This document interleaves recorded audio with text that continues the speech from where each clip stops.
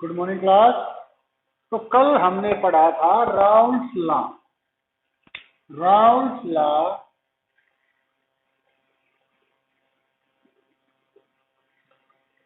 और volatile solute. तो कल हमने क्या पढ़ा था? Raoult law for volatile solute, यानी वो सॉल्यूट जिसमें सॉल्वेंट और सॉल्यूट दोनों ही वेपराइजेबल हैं, दोनों की ही वेपर बनती है। और उसमें क्या था कि वो कह रहा था कि ए कंपोनेंट का जो वेपर प्रेशर होगा वो डायरेक्टली प्रोपोर्शनल होगा ए के मोल फ्रैक्शन के, और जो बी का वेपर प्रेशर होगा वो डायरेक्टली प्रोपोर्शनल होगा मोल फ्रैक्शन ऑफ बी के। तो P A is equal to P naught A x A, P B is equal to P naught B x B. तो ये क्या है? ये मोल फ्रैक्शन है, ये पार्शियल प्रेशर है, और ये क्या है? ये है vapour pressure of that component in pure state. मान लीजिए कि हमने डीजल के अंदर या पेट्रोल के अंदर केरोसिन ऐड किया है, तो सॉल्वेंट कौन है? केरोसिन।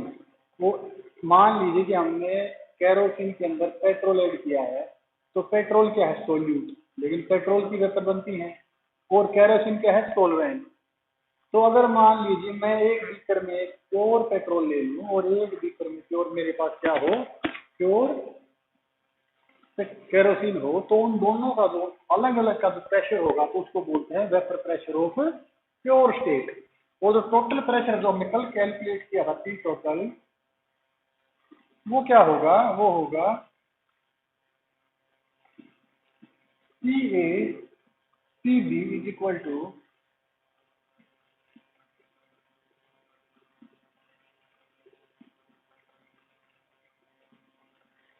तो ये हमने कल डिस्कस कर लिया था, लेकिन हम जो आज डिस्कस करेंगे वो है Raoult law for non volatile solute. तो ये हमने कल भी डिस्कस किया था और आपको समझ आ गया होगा। तो अब हम डिस्कस करेंगे Raoult law for non volatile.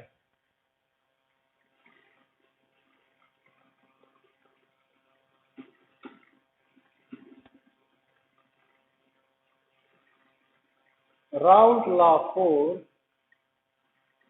Non volatile solute, that is, मान लीजिए, लेट अस सपोज कि हमारे पास दो बीकर हैं, इसमें प्योर वाटर है, इसमें साल्ट वाटर है।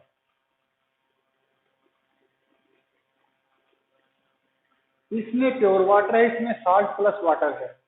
तो इसका जो वेपर प्रेशर होगा वो कम होगा बजाय इसके। और वो क्यों होगा पहले मैं वही बता देता हूं। तो अब क्योंकि साल्ट है, जो साल्ट की वेपराइजेशन बहुत ही मुश्किल है अंडर नॉर्मल कंडीशन, तो साल्ट वेपराइज नहीं होगा, सिर्फ और सिर्फ वाटर मॉलिक्यूल वेपराइज होंगे, और वेपर प्रेशर वेपर की वजह से ही लगेगा। तो मान लीजिए इसकी सरफेस पर हम जूम करके देखें तो सारे के सारे मॉलिक्यूल वाटर के हैं, लेकिन इसमें कुछ मॉलिक्यूल किसके हैं?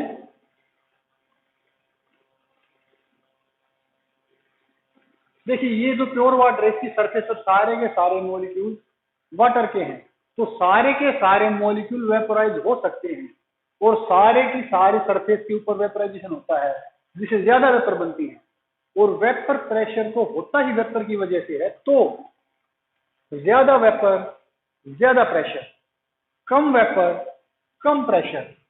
अब अगर हम इसको देखें तो अब ध्यान से देखिए कि सरफेस के ऊपर तकरीबन सभी पार्टिकल्स वाटर के हैं, लेकिन कुछ पार्टिकल्स साल्ट के भी हैं। तो पहले पूरी की पूरी सरफेस पर वाटर मॉलिक्यूल थे और सारी की सारी सरफेस पर एवेपोरेशन हो रहा था। लेकिन साल्ट वाटर में क्या होगा, कुछ साल्ट के मॉलिक्यूल सरफेस के ऊपर होंगे और जहां पर सरफेस पर जहां पर भी साल्ट के मॉलिक्यूल होंगे, नमक के कण होंगे, वहां से वेपोराइजेशन नहीं होगा। तो यहाँ वेपर कम बनेगी और कम बनेगी तो वेपर प्रेशर भी कम होगा। और इसके ऊपर इसकी प्रॉपर्टीज हैं, कोलिगेटिव प्रॉपर्टीज, वो हम आगे डिस्कस करेंगे। तो ये तो था इसका कंसेप्ट, ये तो था इसका कंसेप्ट। Very interesting. तो अब हम देखते हैं तो Raoult law for vapour pressure क्या कहता है। वो कहता है कि सॉल्यूशन का वेपर प्रेशर, सॉल्यूशन का वेपर प्रेशर डायरेक्टली प्रोपोर्शनल होगा mole fraction of solvent, mole fraction of solvent.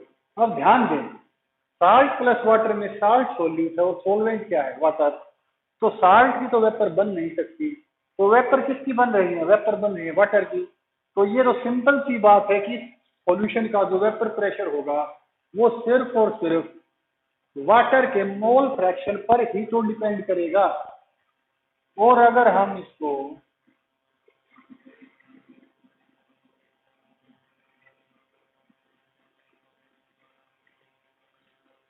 यहां हमने पी नोट ए लिख दिया, अगर हम ए नहीं लिखते तो भी कोई दिक्कत नहीं थी, क्योंकि साल्ट प्लस वाटर में सोलवेंट वाटर है और वाटर मॉलिक्यूल ही वेपराइज होंगे। तो ये है vapour pressure of pure solvent, vapour pressure of pure solvent. तो हम कह सकते हैं पी एस बटे P naught is equal to x. और इस प्रॉपर्टी का भी हम आगे जाकर काफी सारा यूज करेंगे और काफी प्रॉब्लम्स को सॉल्व करने में इस इक्वेशन का यूज किया जाएगा। और अब एक्स ए क्या है, अगर हम इसको फर्दर सिंप्लीफाई करना चाहें तो P s by P naught is equal to n A by n A plus n B.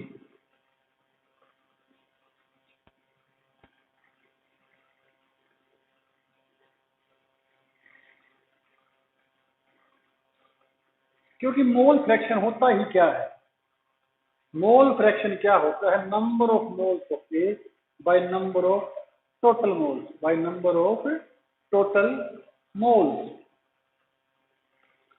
तो हम इसको इस फॉर्म में भी लिख सकते हैं। और अगर हम इसको फर्दर सिंप्लीफाई करना चाहें तो हम दोनों को एक से सब्ट्रैक्ट कर देते हैं। लेट अस सपोज, मैं आपको ये भी क्लियर करके बता देता हूं एक बार, क्योंकि ए है मोल फ्रैक्शन ऑफ सोलवेंट, लेकिन हमें जो इक्वेशन चाहिए वो चाहिए in terms of solute, in terms of solute. तो अगर मैं इस इक्वेशन को, इसको अगर इक्वेशन ए मान लें तो मैं इसको 1 minus P s by 1 minus P s by P naught is equal to 1 minus n A by n A plus n B. तो एलसीएम हो गया पी नॉट, तो P naught minus P S.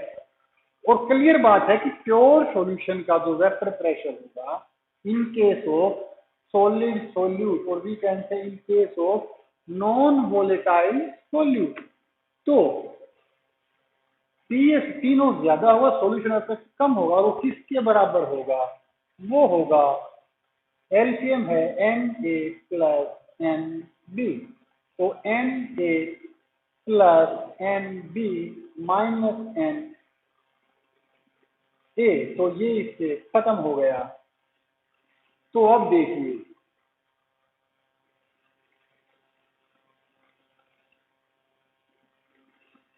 तो अगर इक्वेशन इसको B मान लें तो P naught minus Ts by P naught is equal to NB by NB is equal, what is NB? NB is the number of moles of solute, that is number of moles of salt.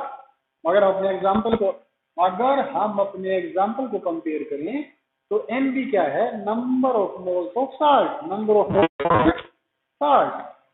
तो NB by Na plus NB.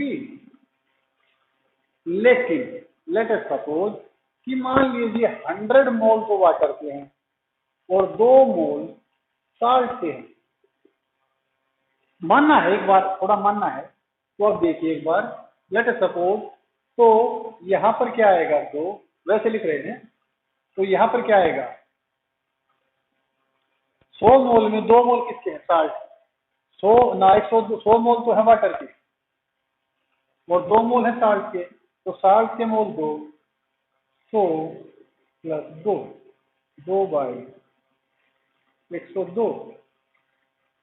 लेकिन ध्यान देने योग्य बात है क्योंकि moles of solute are very very low, क्योंकि solute हम काफी कम डिजोल्व कर रहे हैं. तो ध्यान दीजिए मैं क्या लिखूंगा अब. तो इस इक्वेशन को we can rewrite equation P naught minus PS by P naught. ध्यान दीजिए nearly equal to NB by NA. ध्यान दें 2/100 तकरीबन सेम ही आंसर आएगा. If NA greater than NB, greater than NB. तो इसका मतलब क्या है कि हम जो नीचे Na प्लस NB है इसमें NB को हम नेग्लेक्ट कर सकते हैं और हमारा आंसर आएगा ये. This is the Raoult's law for non volatile solute. और इसके ऊपर 4 प्रॉपर्टीज हैं जिन्हें हम बोलते हैं colligative properties. And what are colligative properties? The properties which depend only and only on number of moles of solute, they are called colligative properties. तो ये हम कल डिस्कस करेंगे. आज के लिए हमारा राउल्स लॉ काफी है. Raoult's law for non volatile solute. तो ये है Raoult's law for non volatile solute.